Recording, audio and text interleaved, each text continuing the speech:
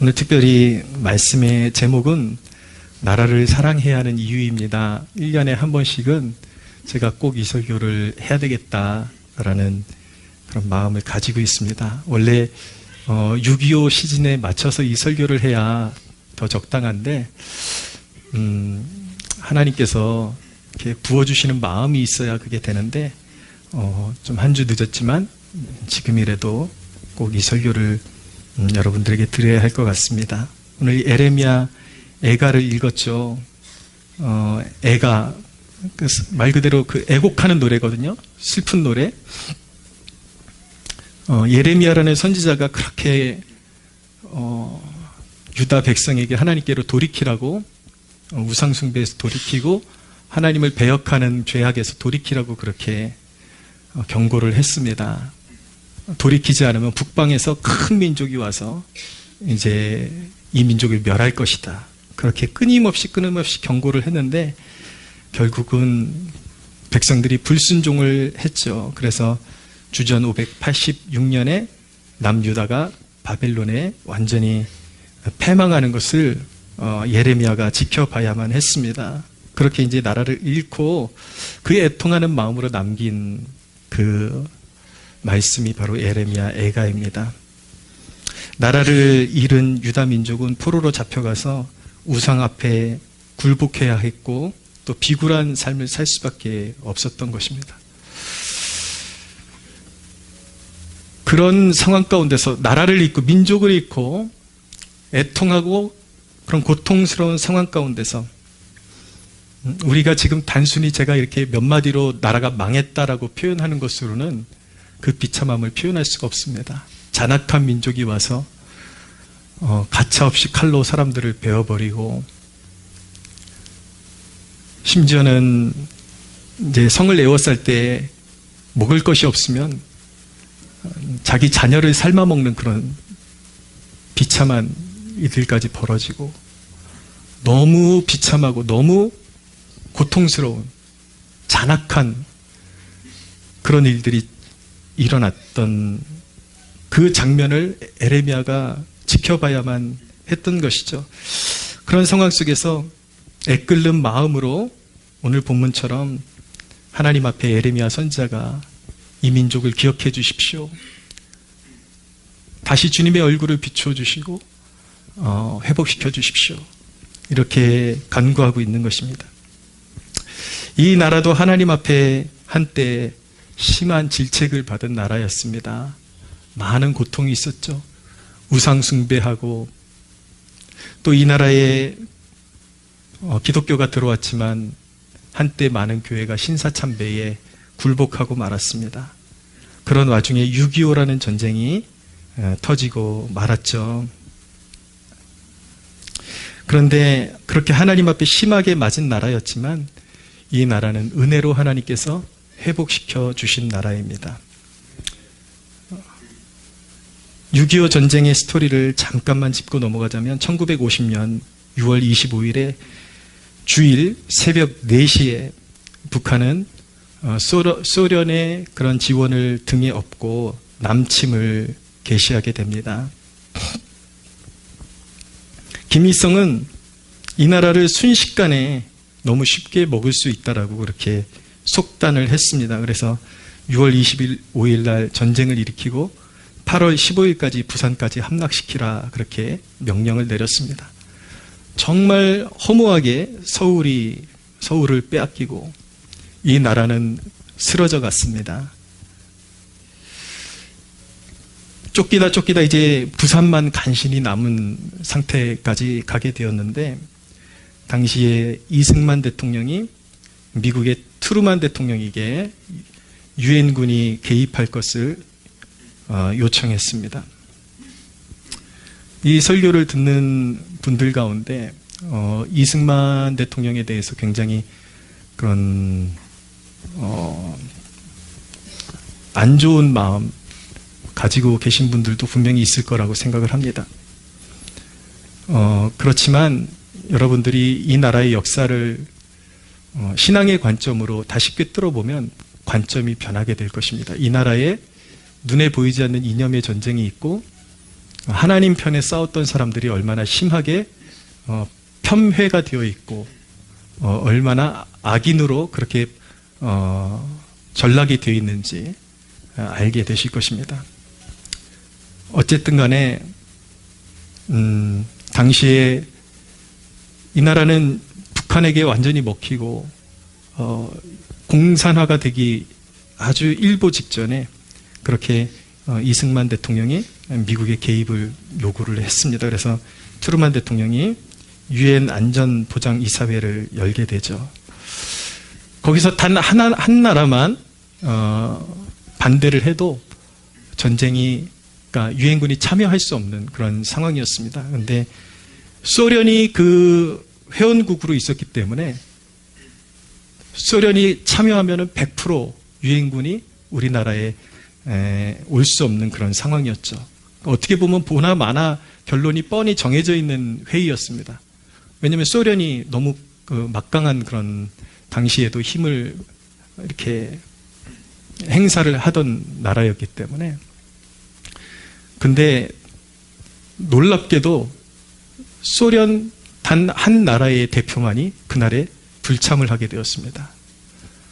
뭐 비환지 실환지는 아직 제가 확인하지는 못했지만 당일에 회의가 있는 당일에 출발했는데 차가 고장나서 도로에서 오도가도 못하는 그런 상황 때문에 정확하게 그 회의가 끝날 때쯤에 그 회의장 있는 곳에 도착했다라는 그런 이제 비화가 있는데, 어쨌든 간에 중요한 것은 소련의 대표가 이 유엔 안전보장 이사회에 참여하지 못하게 되는 바람에 이제 유엔군이 6.25 전쟁에 참여하는 것으로 그렇게 결정이 되었던 것입니다. 그런 맥락 안에 유엔군이 이 나라에 오게 된 것입니다. 미국군도 함께 오게 되고. 그럼에도 위기는 계속 있었는데 이제 부산만 남고 다 이제 먹힌 상태예요. 낙동강 전선이 이제 마지막 보루인데 거기다가 북한군에게 이제 비행기를 동원해가지고 폭격을 해야 되는데 때마침 우리나라가 우기에 접어들면서 비행기를 쉽게 띄울 수 없는 상황 가운데 되었습니다. 작전이 쉽지 않은 그런 상황이었는데 당시에 이승만 대통령이 부산의 대신동에서 목사님들을 모아가지고 열흘간 같이 금식하면서 이 나라 살려달라고 그리고 이 유엔군, 미군과 유엔군이 성공적으로 작전을 수행할 수 있는 힘을 달라고 그렇게 간절히 기도했는데 정말 미군이 이제 개입하면서 우기의 날씨가 그 기도회를 통해서 날씨가 개이기 시작하고 미국의 폭격기가 낙동강 전선에 북한군에게 폭격할 수 있는 하늘의 문이 열리게 되었습니다. 아울러서 이제 메가더 장군을 위시해서 인천 상륙작전이 시행이 되죠.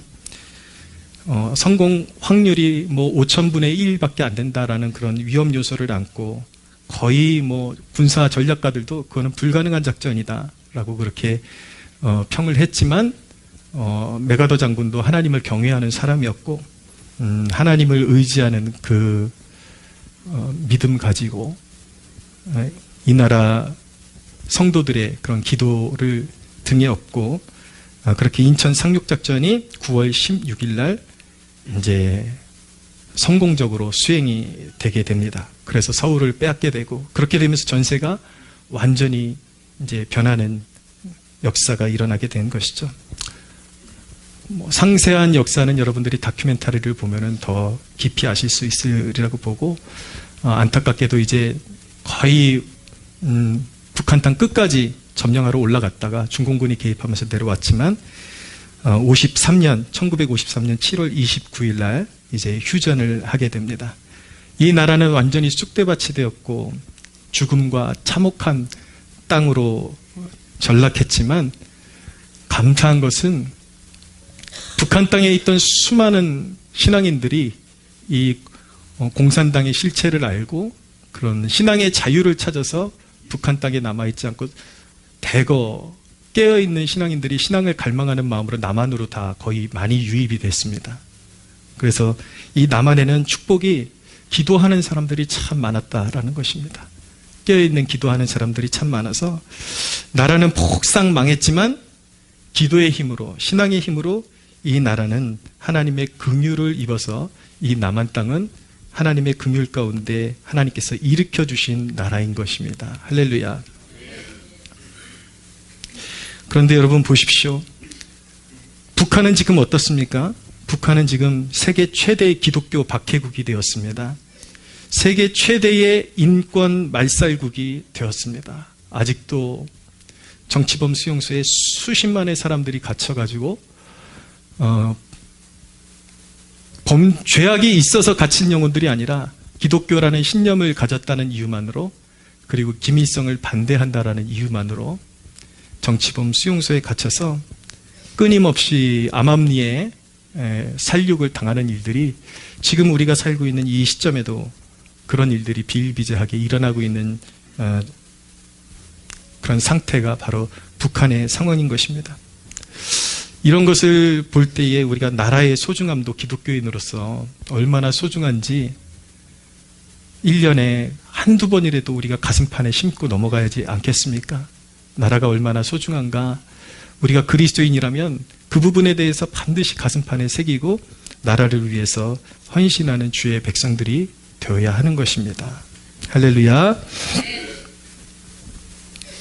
나라를 사랑해야 하는 이유, 우리가 그리스도인으로서 나라를 사랑해야 하는 이유 몇 가지를 말씀드리겠습니다. 첫째는 행복한 삶의 근간이 나라이기 때문인 것입니다. 우리 행복한 삶의 근간이, 뿌리가 나라이기 때문인 것입니다. 나라가 없이 어떻게 신앙인으로서 행복한 삶을 살 수 있나요? 신앙이 있건 없건 나라가 없이 살 수가 있겠습니까? 디모데전서 1장 2절에 3절은 이렇게 말씀합니다. 디모데전서 2장 1절에서 3절입니다. 그러므로 내가 첫째로 권하노니 모든 사람을 위하여 간구와 기도와 도구와 감사를 하되 임금들과 높은 지위에 있는 모든 사람을 위하여 하라. 이는 우리가 모든 경건함과 단정함으로 고요하고 평안한 생활을 하려 함이라. 이것이 우리 구주 하나님 앞에 선하고 받으실 만한 것이다 라고 그렇게 말씀하고 있습니다. 나라가 바로 서야 사도 바울이 나라를 위해서 기도하라고 하는 이유가 무엇이냐면, 고요하고 평안한 삶을 위해서, 고요하고 평안한 삶을 원한다면 나라를 위해서 기도해야 된다. 위정자들을 위해서 기도해야 된다라고 그렇게 명령하고 계신 것입니다.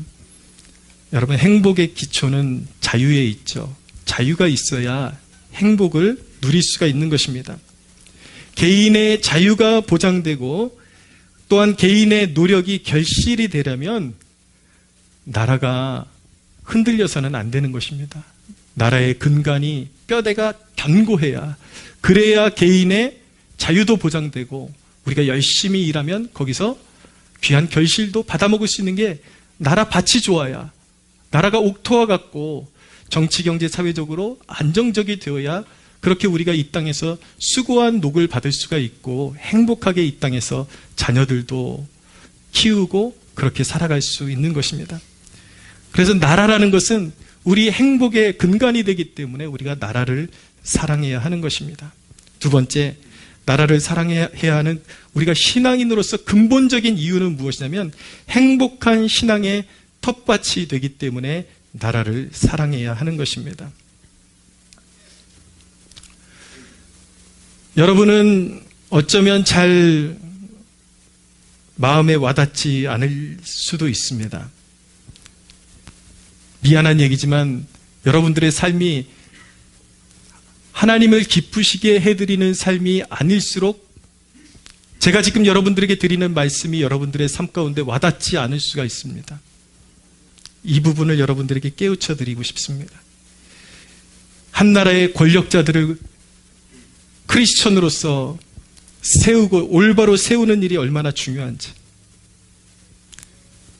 여러분, 권력이 잘못 사용될 때 예배가 심하게 제약받을 수 있다는 사실을 아십니까?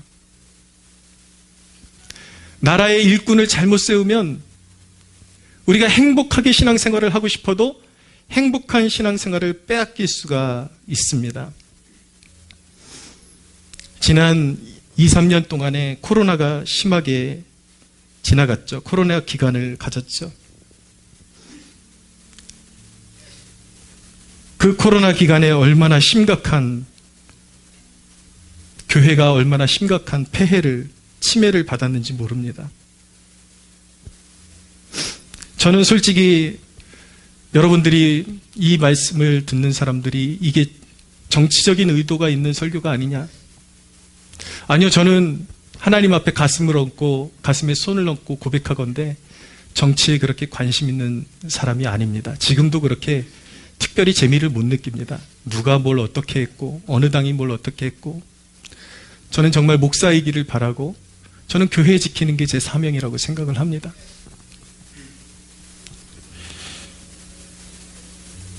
근데 여러분, 저는 과거에 어느 대통령이 좋은 사람이고 나쁜 사람이고 파벌 싸움 하는 것도 그렇게 관심이 없습니다.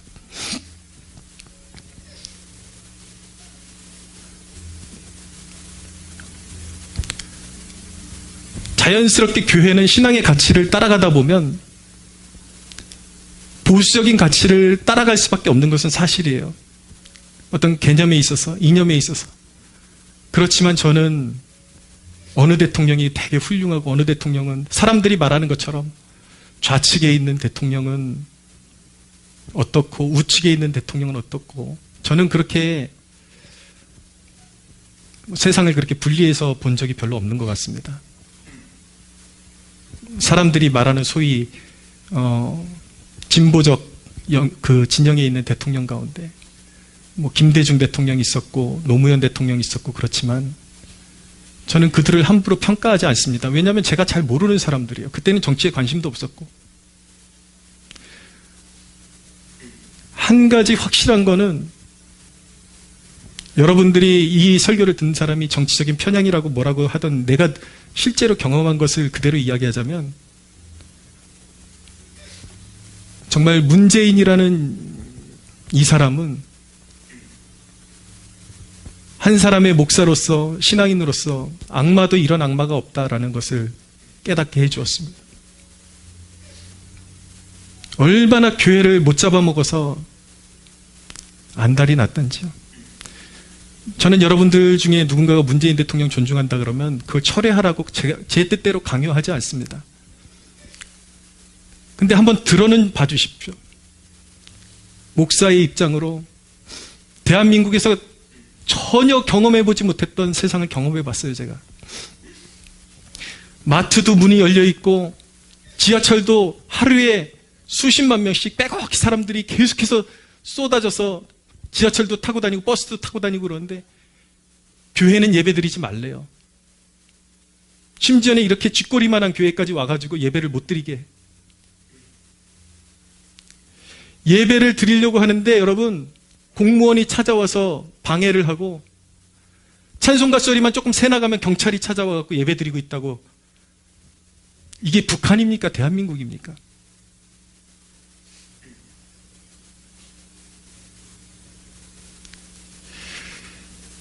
이념이 잘못된 정치인들을 세우면 하나님의 나라가 얼마나 침해를 받고 예배의 자유를 박탈당하는지 제가 몸으로 체험을 했습니다. 여러분, 제가 말씀드리는 이런 것들이 예배의 가치를 모르는 사람들에게는, 그가 비록 말로는 신앙인이라 할지 모르겠지만 스스로를 나는 뭐 교회에 예배드리던 아니던 나는 그렇게 상관없어 라고 말하는 사람들은 제가 말씀드리는 이 부분에 대해서 아무런 감동이 없을 수도 있을 것 같습니다. 아무렇지 않을지 몰라요. 예배를 교회에서 드릴 수 있건 없건 그게 무슨 상관이야. 내 개인의 신앙만 아무 데서나 지키면 되지. 그런데 여러분, 정말 코로나 기간 동안에 혹독한 핍박을 받아야만 했습니다. 얼마나 교회를 쥐잡듯이 잡아댔으면, 제가 한번 경험해 봤거든요. 우리 교회도 코로나 말기에 이제 그 핍박이 조금 이제 정권이 바뀔 때쯤 돼서 우리 교회도 코로나가 한번 휩쓸고 지나갔는데, 성도들이 몇 명 빠지고 나니까 대번 어떤 생각이 드냐면, 이 상태로 한 몇 개월 가면 정말 교회 문 닫겠구나, 닫을 수밖에 없겠구나라는 생각이 들더라고요. 우리 교회는 한 번도 그렇게 예배에 타협해 본 적이 없습니다. 지금 들어왔는데 그 핍박을 견디지를 못하고 교회들이 뿔뿔이 흩어졌다가 결국 교회를 지탱시키지 못하고 코로나 기간 2년 동안에 문 닫은 교회가 1만 교회입니다. 1만 교회. 이런 얘기를 목사가 하고 있는데도 내가 지지하는 대통령 욕하고 있다라고 생각하는 소위 자칭 그리스도인이 있습니까? 부끄러워할 줄 알아야 됩니다. 하나님 아버지께서 피눈물 흘리시고 그리스도께서 세우신 피로 흘리신 교회가 1만 교회가 문 닫았다는데 그놈의 정치인 하나 품어주려고 그분은 그런 분이 아닌데 그게 우상이죠. 저는 정말 코로나 기간 동안에 피를 토하지 못해서 진짜 너무 슬펐습니다. 피를 토하고 싶은 목회자로서 한 나라의 권력이 잘못 세워지고 백성의 자유의 가치를 지켜줄 수 없는 자들이 권력을 잡게 될 때에 얼마나 하나님의 교회가 핍박을 받아야 되고 피눈물을 흘려야 되는지 몸으로 체험을 했던 것입니다.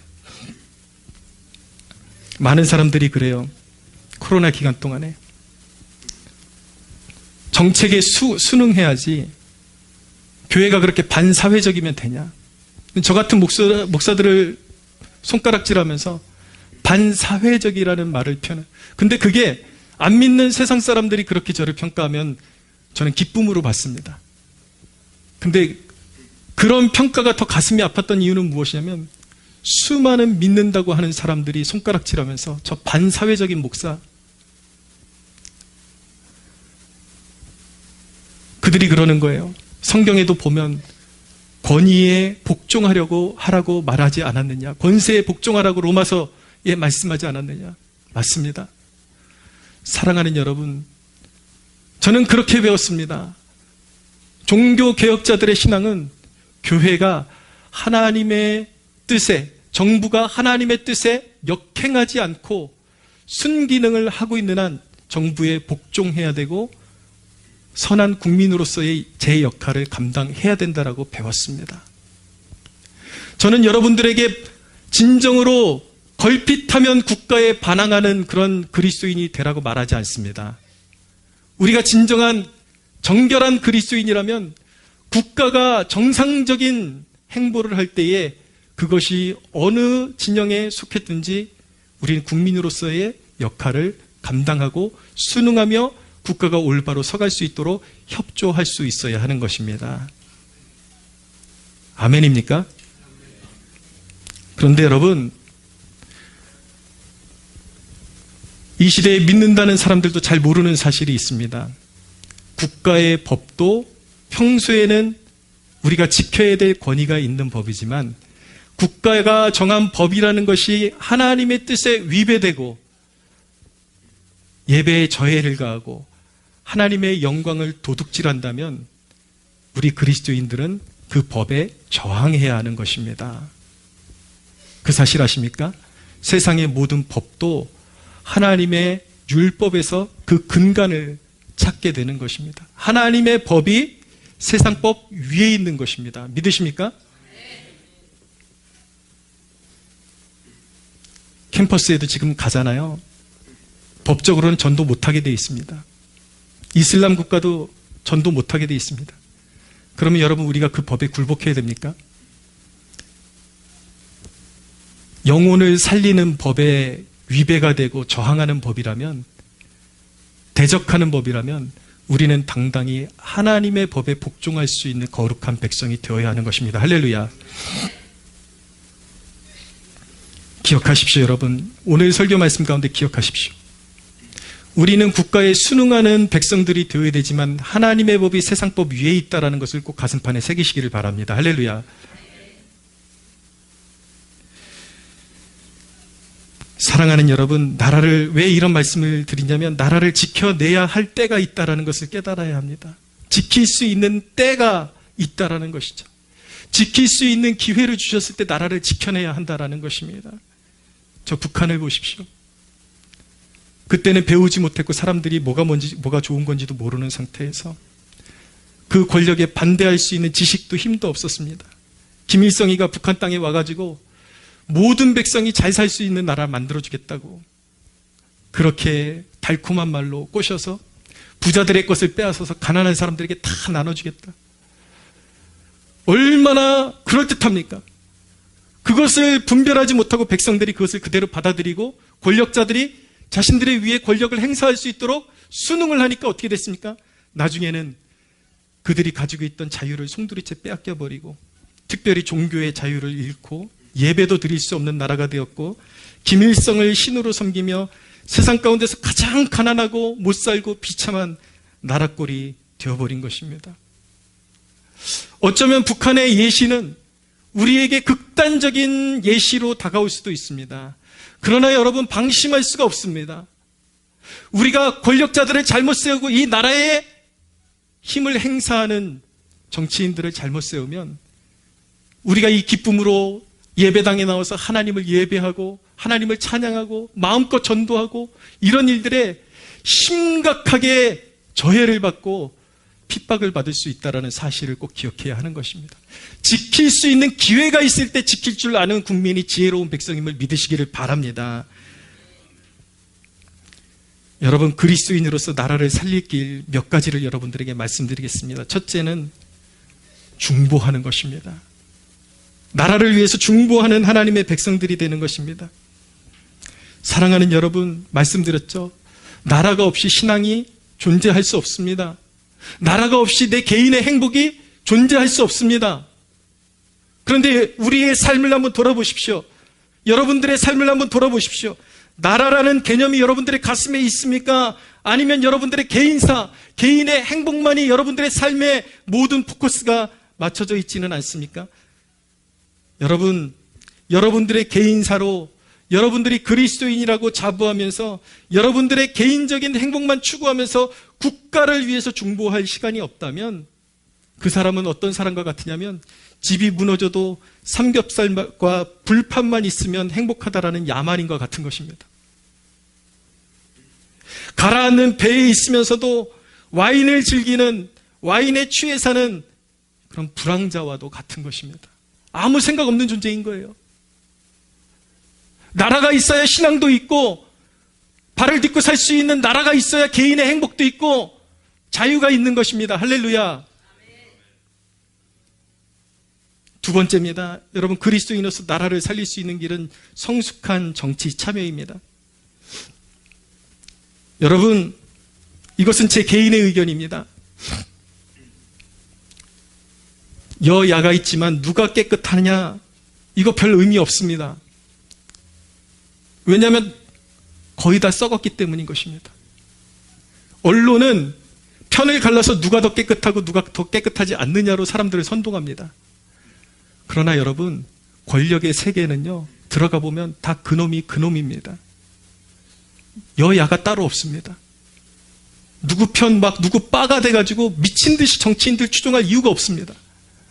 그들은 우리가 그렇게 믿고 따를 만한 그런 그릇이 못 됩니다. 여러분 단순히 누가 깨끗하냐 이건 별 의미 없어요.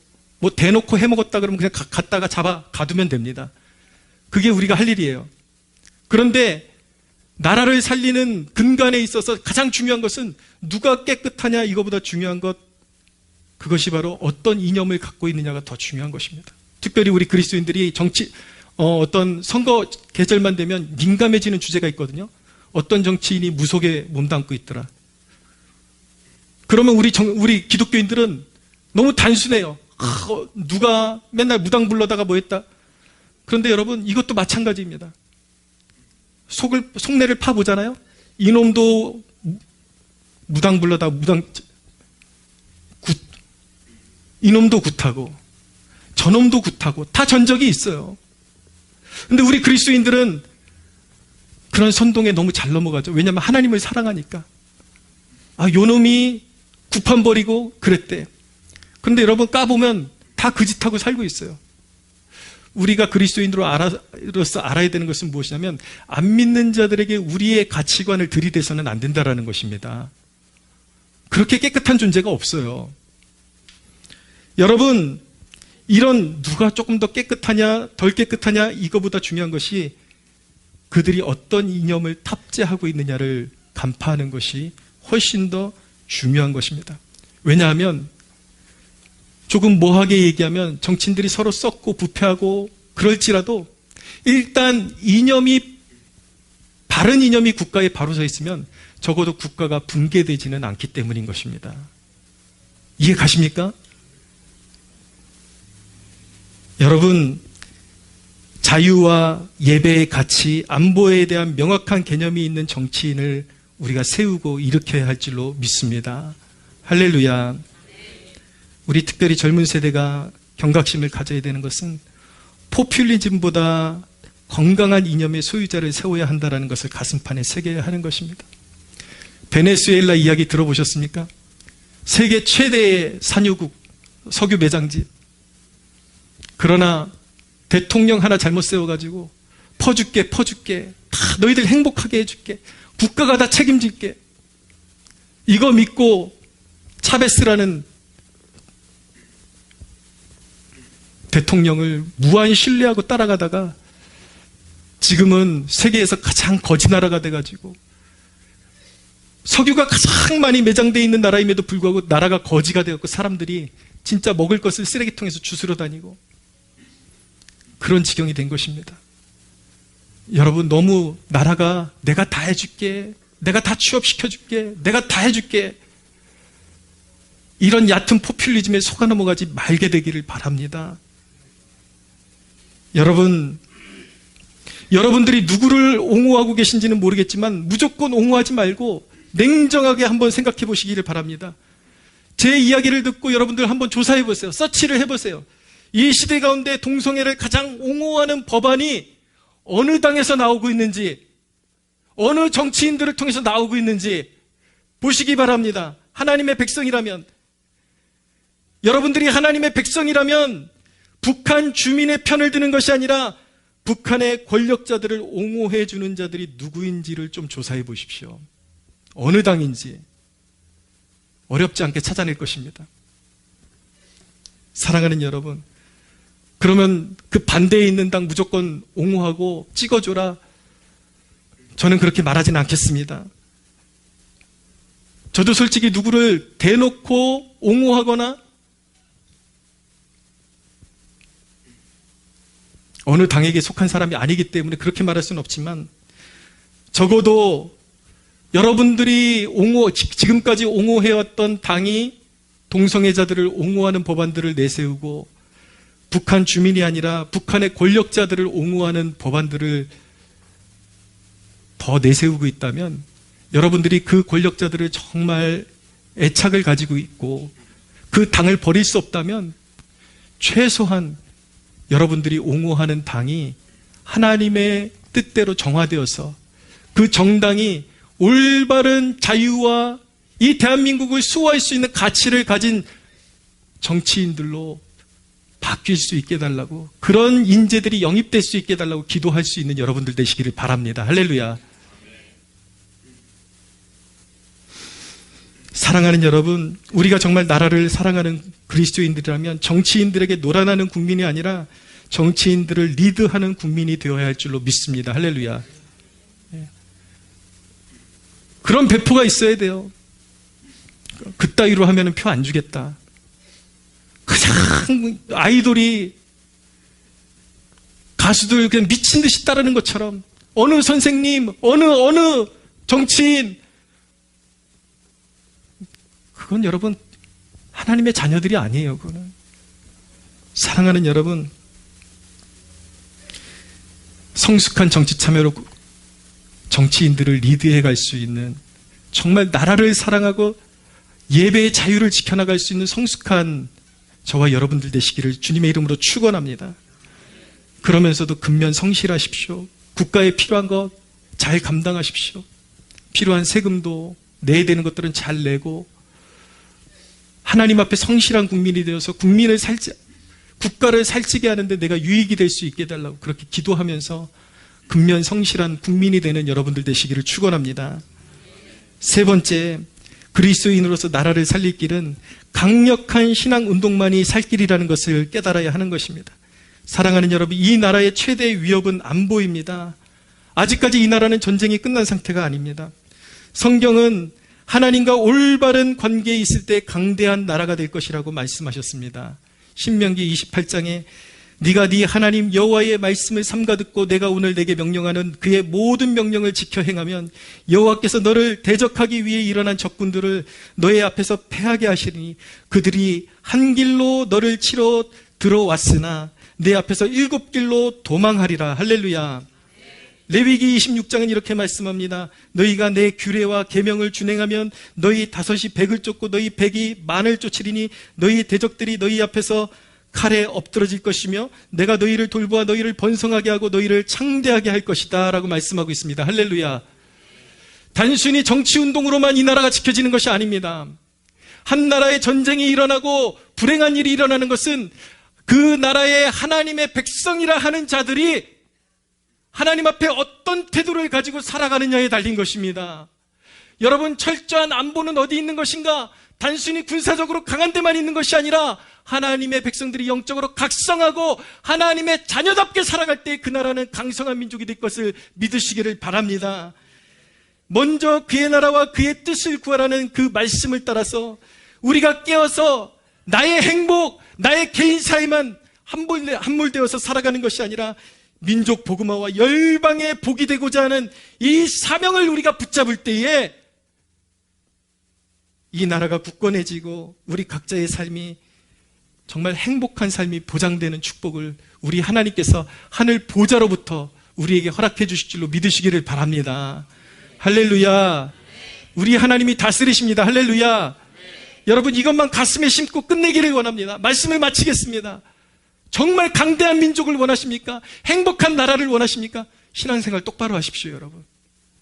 하나님 사랑한다 그러면서 세상 뒷공문이나 쫓아다니지 말고 기도 좀 하자 그러면 맨날 이런 핑계 저런 핑계 대면서 자리 피하고 그러지 말고 정신 똑바로 차리고 내가 깨어있어야, 내가 기도해야 이 나라 살릴 수 있다라는 정신 똑바로 차리고 하나님 앞에 신앙생활 제대로 하는 여러분들 되시기를, 저와 여러분들 되기를 주님의 이름으로 축원합니다. 우리 하나님께 영광의 박수 올려드립니다.